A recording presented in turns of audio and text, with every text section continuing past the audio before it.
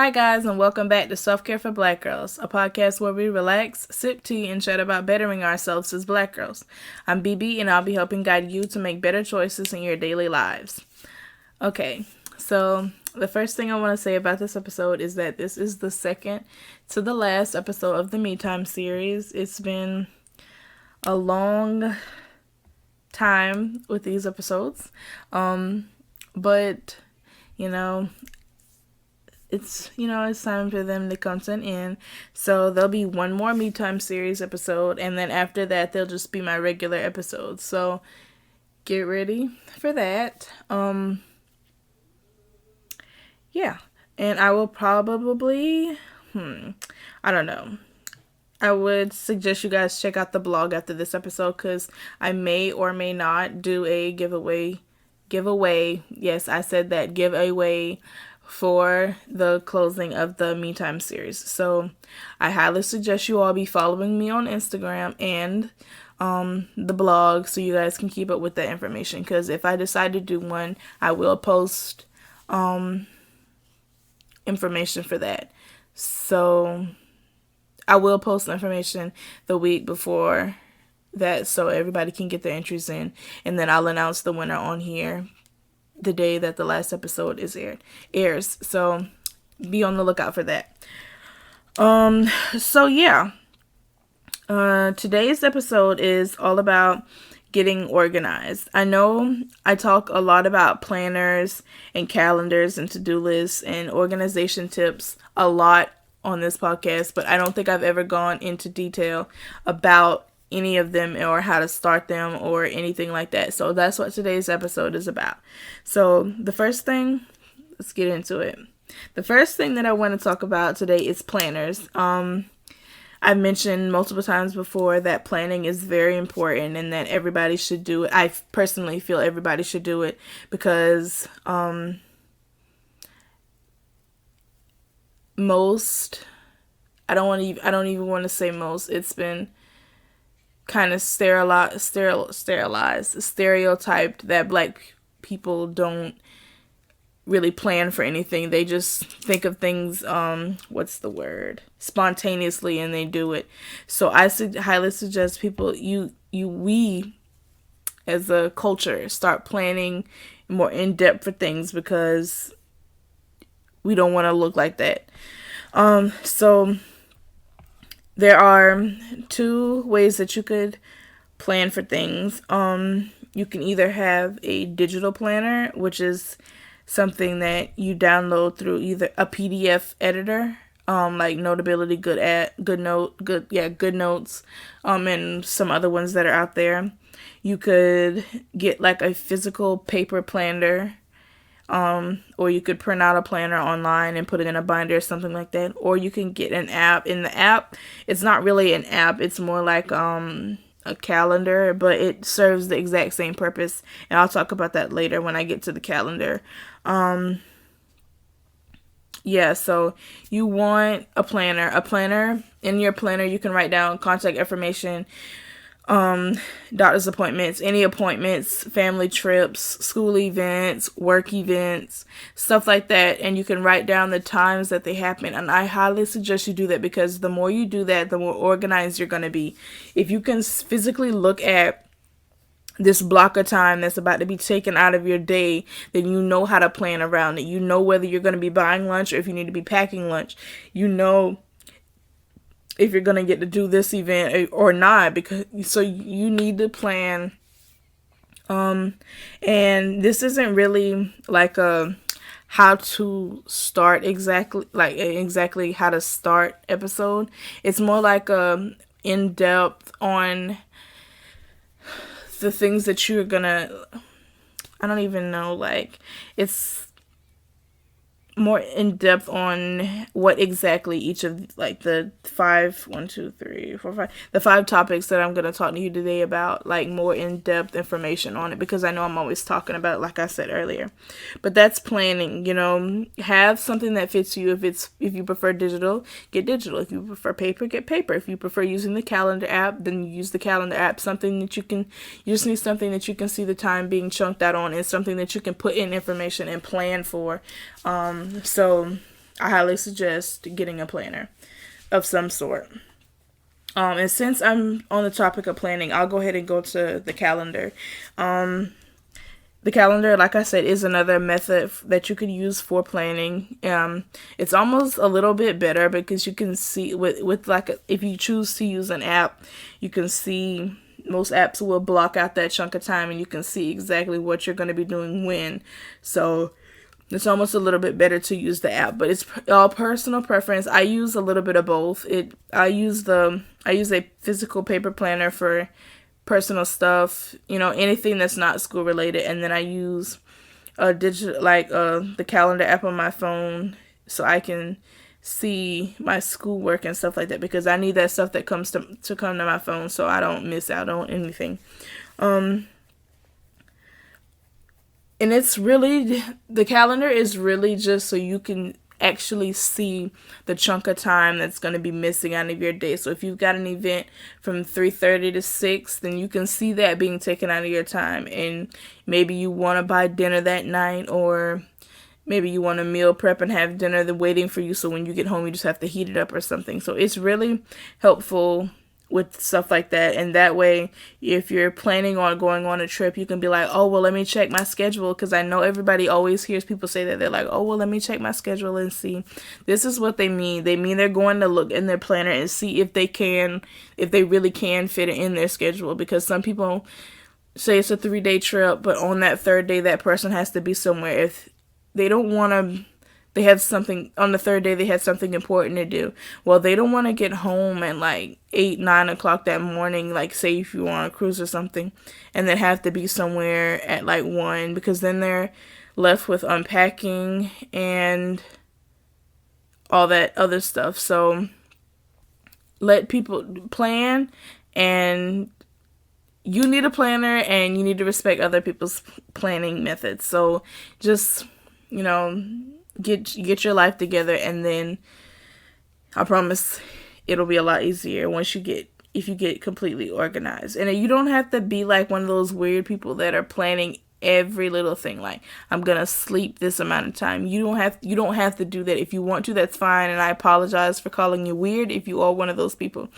But you don't have to do that. You can just plan like, I have an event from such and such time on this day, or I have an appointment this day, or something to keep you focused on what you have to do. The next thing that you may want to, I think I'm getting sick. Excuse me, sorry. That you may want to invest in is a to-do list. I mentioned this a few episodes back. You can either do a paper list, like again with the physical one, an app, or an app. I was reading another note. I would personally say I would do the phone, like an app, because it's on your phone and you can see it. Like if you're in a car somewhere, you're at a red light, you can be like, oh, well, since I'm out, I can go pick up this since I'm out doing this. And I wrote a note, but I don't know what I meant by it. But I'm going to go off of what I think it means. Don't put more on that to-do list than you know is humanely possible for you to get done that day. Okay, say you have a meeting at 8 and you get out at 10. It's not possible for you to go pick up your dry cleaning between 10 and 11 if you have another meeting that starts at 11. If the dry cleaner is 45 minutes down the road, and the second meeting is in the exact same place. Like that is it's not possible for you to do stuff like that. So don't put stuff on your to-do list that you know isn't possible. Wait, for that example, wait until you can go to the dry cleaners and not have to rush, okay? So don't put things on your to-do list that you know you physically or mentally after a day of work or classes is not going to be able to do. It's just don't do that to yourself, because that's stressing you out. That's putting more stress on you. You're like, oh, well, I have to get this done. And now you're like, well, when am I going to have time to eat? When am I going to have time to sleep? Just calm down, breathe. Things will get done. Just don't try to make everything happen in one day, because it's probably not. Now, backing off of, things to keep your daily life together, well, like the immediate daily life together, you're gonna need, I would suggest, oh, sorry, I would suggest, getting Google Drive or Dropbox or one of those storage software thingies, for multiple reasons. You can store personal information in there, and I would not suggest storing stuff that has like your social security number on it or your bank account, like your bank account number on it or anything like that. I wouldn't suggest doing stuff like that, or even specific medical records. But having that storage is great for kids in college. It's great for people that work that have to deal with a lot of paperwork. It's good for like parents that have it's like more than one child, because it's kind of, I would assume it's easy to keep up with one child, but if some people it's not. But all their paperwork, all your paperwork, your spouse's paperwork, if you're the person that does that in the relationship, or even if you share it, you could have one family email and then both of you have access to it. But just put, work assignments, medical records, like I said, I would be careful with those. Receipts, stuff like that, to keep up with for your taxes and stuff like that. It's just a place where you can store all that information that will allow you to put away the paperwork somewhere that will help declutter your house. So if you don't have an office or a filing system, this can be a substitute temporarily or a permanent alternative to you and how you store your paperwork and stuff like that. So I would highly consider suggesting it. I would read up on it. And the Google Drive comes free with your Gmail. So if you have a Gmail, you already have Google Drive. So I would take full advantage of all the different things that Google has to offer. I started, and I promise you it was the best decision of my life. So take advantage of Google Drive or Dropbox if you want to use that, or any of the different storage software that are out there, to help keep all your paperwork organized. And the last thing that I want to talk about is organizing your phone or your iPad or your laptop. The purpose behind that is people tend to outgrow apps and different things like that, outgrow people, and I'm not trying to say that in the nicest way possible, like you don't talk to them anymore. So don't hold on to their contact, don't hold on to their messages, delete them. If you had a game that you don't play anymore, don't hold on to it, delete it. Paperwork, you can go back to the paperwork. If you wrote a paper in like 6th grade, well, not 6th grade, but you get what I'm saying, in like 6th grade English, delete it. The chances you'll need that paper again are so slim. Don't delete it. So like, if there's something on your phone or your laptop or your iPad or any electronic that you use, flash drives included, hard drives, all that stuff, get rid of it if you don't need it anymore, because A, it's taking up space, and B, it's making it look cluttered, and you don't want either one of those, because then if your laptop is doesn't have any storage on it, then you're buying a flash drive. Then when that flash drive's full, then you're buying another one. Or if you're not using flash drives and you're using like Drive, then you have to start, because you get 15 gigabytes of free storage. I believe it's 15. It's either 15 or 50, one of the two, for free. And then you go fill that up, and now you've got to go pay for storage or make another a Gmail account, which I don't suggest doing, because then that's anyhow. Delete anything that you aren't using anymore, because it'll free up so much storage, a lot more than you think. So go through and see if there's anything that can be deleted from your laptop, your phone, stuff like that. But yeah, that's all that I have for this episode today. I hope this episode really helps you all, really is an eye-opener for you all to see that getting organized isn't just something that people do for fun or do because they have free time. It's really life changing, and it can help you in so many ways. But yeah, thank you all for listening. Head over to the blog after the episode. Head over to iTunes and leave a review, rate and review. But yeah, thank you all for listening. And like I said, be on the lookout on my Instagram and my blog.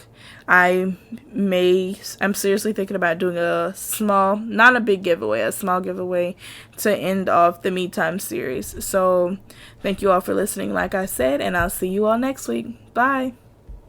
Thanks for listening this week. If you have any questions, want to share a story, or be featured in our Q&As, send them to me at selfcarebgirl@gmail.com or submit them on my blog at selfcareblackgirls.com. While you're over there, subscribe and join so you never miss anything. Subscribe, rate, and review us on iTunes to help spread the word. You can also donate one time or monthly by clicking on the Patreon link on my blog. There are rewards.